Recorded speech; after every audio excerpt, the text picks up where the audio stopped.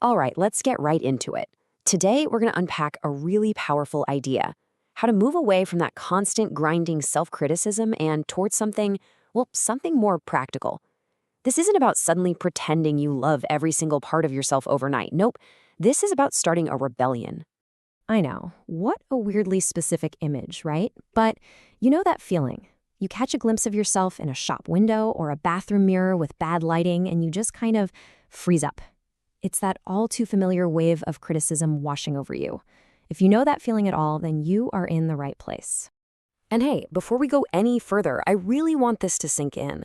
If you've spent years, maybe even decades, beating yourself up over what you ate or grabbing at parts of your body wishing they were different, please hear me on this. You are not broken, and you are so not alone.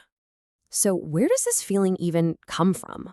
Well, it often feels like it starts inside us, like there's this constant battle just raging in our own heads. But it's really important to understand what's actually fueling that fight.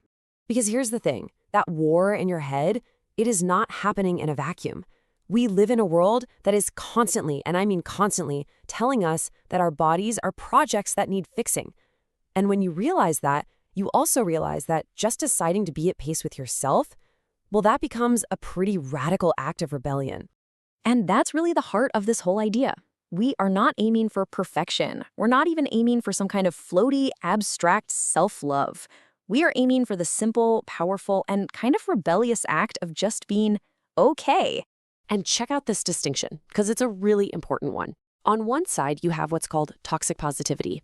That's the one that tells you to just leap from hating your body to loving it, which for most of us feels completely impossible. But on the other side, you've got body respect. And that's just the simple, achievable middle ground. It's about treating your body with basic decency. And this right here perfectly sums up the whole philosophy. I mean, think about it. You live in your body. It is your home. You don't have to absolutely adore the wallpaper in every single room, right? But you're also not going to set the kitchen on fire just because you're having a bad day. Body respect is just about basic care for the only home you're ever going to have. So that's the big idea. But how do we actually do it? How do we put this into practice? Okay, let's move from the what to the how. Here is a practical 5-step plan to get you started. So we're going to walk through these 5 steps together. We'll start with acceptance, then we'll talk about mastering your internal radio, doing a closet cleanse, moving into the enjoyment zone, and finally a really simple micro habit for safety. Let's start with step 1. All right, step 1 is all about arming yourself. You know that inner critic, the one that loves to yell at you that you're gross or that you need to be fixed? You need a comeback ready to go. And it doesn't have to be some big argument, just a simple retort like, you know what? My body is perfectly okay right now. The goal isn't to win the debate, it's to refuse to even have it. And that flows right into step 2. I want you to imagine your brain is like a radio, and all that negative self-talk is just one station that's playing way too loud. Now, you might not be able to turn the radio off completely, but you can get really good at noticing when that body hate station is on and just consciously flicking the channel to something else, anything else. Okay, step 3 is a physical one, and it is so powerful. Go into your closet and get rid of anything that makes you feel bad about yourself. Seriously, those gold jeans that have been sitting there for years, they're just a daily reminder of a problem. They gotta go. Your clothes exist to serve your body right here, right now, not the other way around. Now this one is a real game changer. For so long, so many of us have treated exercise like a punishment for something we ate. Step 4 is about quitting unfun exercise, period. The mission is to find movement that actually feels good. Maybe that's a walk with a good podcast or just dancing around your kitchen. The goal here is enjoyment, not just burning calories. And here is exactly why that works. Think about something you really value. Could be your phone, a nice bag, whatever. You take good care of it because you like it, right? It's not a chore. The exact same logic applies to your body. When you start to treat it with respect, taking care of it becomes natural. And that brings us to our final step, number 5. Now, this is probably the simplest step of them all, but it might just be the most profound. It's a tiny little physical action that's designed to calm down your nervous system and send a signal to your brain that, in this moment, you're okay.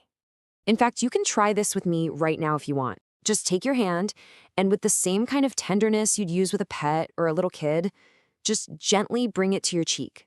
Feel the warmth, the contact. That's it. That's the whole thing.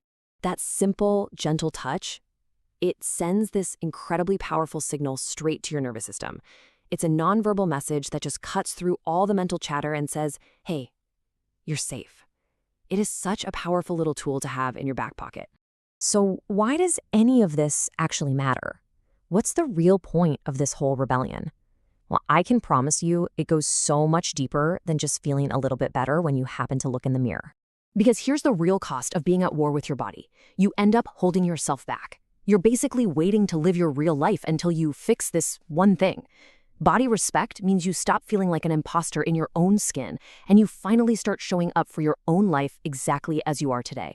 And if you take away only one single thing from this, please let it be this. Your kindness, your humor, your intelligence, your passions, your skills, those are the impressive things about you. The number on the scale will always be the least interesting thing about who you are. So the only question left is this one. In a world that pretty much profits from you feeling small and insecure, are you ready to choose a different path? Are you ready to be a rebel?